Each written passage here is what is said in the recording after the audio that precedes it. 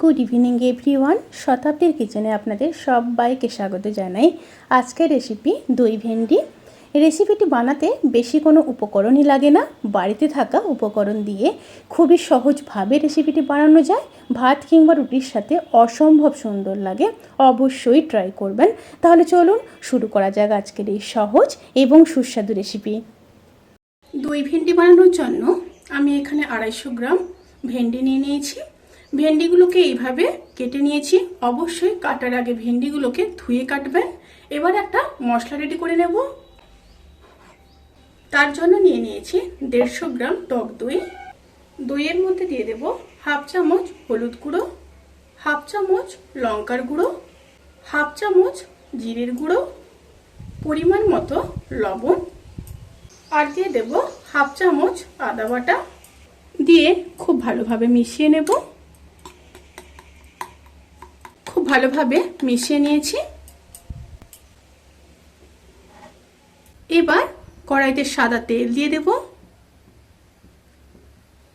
তেলটা গরম হয়ে গেলে ভেন্ডিগুলোকে দিয়ে দেব।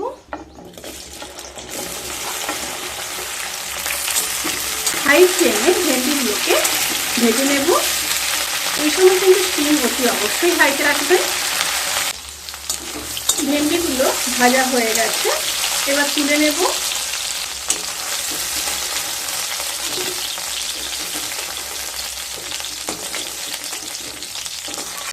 এবার ওই তেলের মধ্যে আরো 1 চামচ মতো তেল দিয়ে দেব।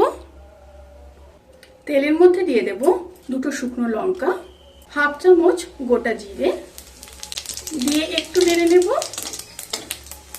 তেল থেকে যখন একটা সুন্দর স্মেল আসতে শুরু করবে, সেই সময় কেটে রাখা 2 বড় সাইজের পেঁয়াজ দিয়ে দেব। পেঁয়াজগুলোকে হালকা ভেজে নেব। পেঁয়াজগুলো যখন হালকা ভাজা ভাজা হয়ে যাবে, সেই সময় দিয়ে দেব 1 চামচ থেতো করে রাখা রসুন। আবারও পেঁয়াজ আর রসুনকে খুব ভালোভাবে ভেজে নেব। পেঁয়াজ আর রসুনকে ভালোভাবে ভেজে নিয়ে তারপর ফিরে আসছি। পেঁয়াজ আর রসুন যখন খুব ভালোভাবে ভাজা হয়ে যাবে, তখন ফিটিয়ে রাখা টক দইটা দিয়ে দেব। দইটা যখন দেবেন অতি অবশ্যই কিন্তু স্টিম একদম লোতে রেখে দই দেবেন, তা না হলে কিন্তু দই ফেটে যাবে। সমস্ত মশলাগুলোকে খুব ভালোভাবে কষিয়ে নিয়ে তারপর ফিরে আসছি।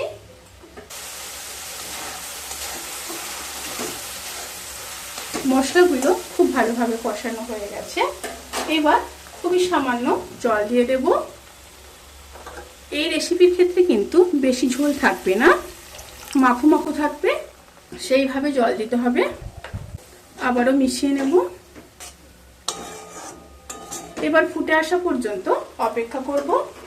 তরকারিটি যখন ফুটে আসবে, তখন ভেজে রাখা ভেন্ডিগুলোকে দিয়ে দেব। ভেন্ডিগুলো দিয়ে মশলার সাথে খুব ভালোভাবে মিশিয়ে নেব। খুব ভালোভাবে মিশিয়ে নিয়েছি। এবার ঢাকা দিয়ে 2 থেকে 3 মিনিট লো টু মিডিয়াম স্টিমে রান্না করে নেব। রান্নাটা প্রায় হয়ে এসছে। এবার নামানোর আগে 1 চামচ চিনি দিয়ে দেব। অবশ্যই দিতে হবে, যেহেতু দই দেওয়া হয়েছে। সাথে দিয়ে দেব 2 চেরা কাঁচা লঙ্কা, আর দিয়ে দেব হাফ চামচ গরম মশলার গুঁড়ো। দিয়ে খুব ভালোভাবে মিশিয়ে নেব।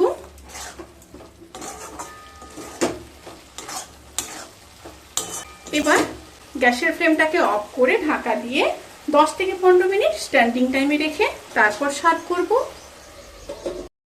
রেসিপিটি কেমন লাগলো প্লিজ কমেন্ট করে জানাতে কিন্তু ভুলবেন না। যদি ভালো লেগে থাকে তাহলে সাবস্ক্রাইব করে পাশে থাকা বেল আইকন প্রেস করে নোটিফিকেশান অল করে রাখবেন। তাতে করে আমি যত রেসিপি দেব সমস্ত লিঙ্ক আপনাদের কাছে পৌঁছে যাবে। আপনারা সবাই ভালো থাকবেন, সুস্থ থাকবেন, সাবধানে থাকবেন। আজকের মতো এই পর্যন্ত। পরের ভিডিওর জন্য অপেক্ষা করুন। টাটা।